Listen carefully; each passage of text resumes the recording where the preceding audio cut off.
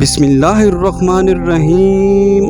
السلام علیکم ورحمۃ اللہ وبرکاتہ۔ حضور صلی اللہ علیہ وسلم کی کوئی بہن نہیں تھی، لیکن جب آپ سیدہ حلیمہ سعدیہ رضی اللہ عنہا کے پاس گئے تو وہاں حضور کی ایک رضائی بہن کا بھی ذکر آتا ہے جو آپ کو لوریاں دیتی تھی۔ اس کا نام سیدہ شیمہ رضی اللہ عنہا تھا۔ شام کے وقت جب خواتین کھانا پکانے میں مصروف ہو جاتی تو بہنیں اپنے بھائی اٹھا کر باہر لے جاتی، اور ہر بہن کا خیال یہ ہوتا کہ میرے بھائی زمانے میں سب سے زیادہ خوبصورت ہے۔ بنو سعد کے محلے میں بچیاں اپنے بھائی اٹھاتی، ایک کہتی میرے بھائی جیسا کوئی نہیں تو دوسری کہتی میرے بھائی جیسا کوئی نہیں۔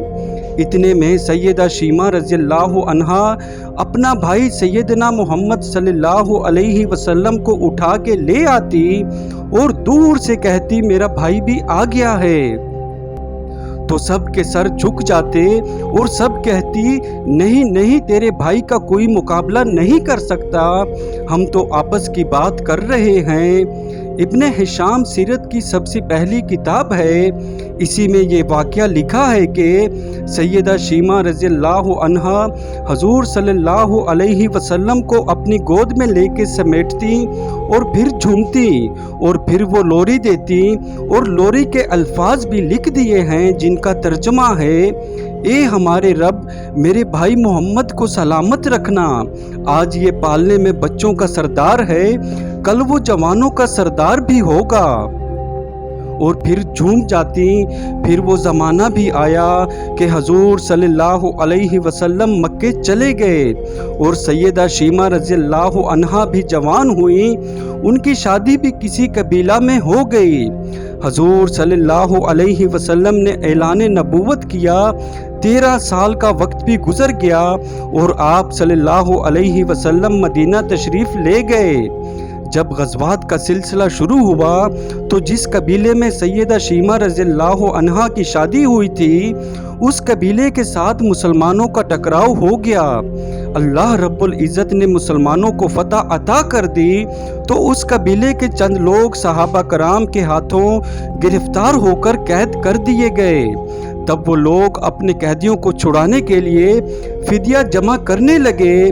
قبیلے کے سردار بھی گھر گھر جا کر رقم جمع کر رہے تھے۔ چلتے چلتے وہ سیدہ شیمہ رضی اللہ عنہا کے گھر پہنچ گئے، جو کہ اپنی عمر کا ایک خاصا حصہ گزار چکی تھی۔ کہنے لگے کہ اتنا حصہ آپ کا بھی آتا ہے۔ سیدہ شیمہ رضی اللہ عنہا نے کہا، حصہ کس لیے؟ لوگوں نے کہا جو لڑائی ہوئی ہے اور اس میں ہمارے آدمی گرفتار ہو چکے ہیں۔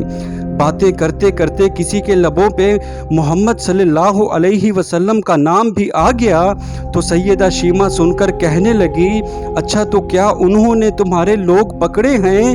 تو کہا ہاں۔ سیدہ شیمہ رضی اللہ عنہا نے کہا، تم رقم اکٹھی کرنا چھوڑ دو، مجھے ساتھ لے چلو۔ سردار نے کہا آپ کو ساتھ لے چلیں؟ سیدہ شیمہ کہنے لگی، ہاں تم نہیں جانتے، وہ میرا بھائی لگتا ہے۔ قبیلے کے سردار کے ساتھ جب سیدہ شیمہ حضور صلی اللہ علیہ وسلم کے نوری خیموں کی طرف جا رہی تھی اور صحابہ کرام ننگی تلواروں سے پہرا دے رہے تھے، وہ مدنی دور تھا۔ سیدہ شیمہ قوم کے سرداروں کے ساتھ جب آگے بڑھنے لگی تو صحابہ نے تلواریں سونتی اور پکارا، او دیہاتی عورت رک جا، دیکھتی نہیں آگے کوچہ رسول صلی اللہ علیہ وسلم ہے؟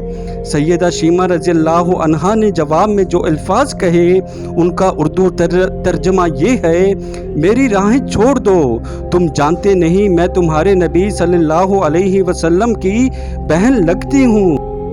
تلواریں جھک گئی، آنکھوں پر پلنوں کی چلمنیں آ گئی، راستہ چھوڑ دیا گیا۔ سیدہ شیمہ رضی اللہ عنہا حضور صلی اللہ علیہ وسلم کے خیمہ نوری میں داخل ہو گئی تو حضور صلی اللہ علیہ وسلم نے دیکھا اور پہچان گئے، فوراً اٹھ کھڑے ہوئے، فرمایا بہن کیسے آنا ہوا؟ कहा आपके लोगों ने हमारे कुछ बंदे पकड़ लिए हैं, उनको छुड़ाने आई हूँ।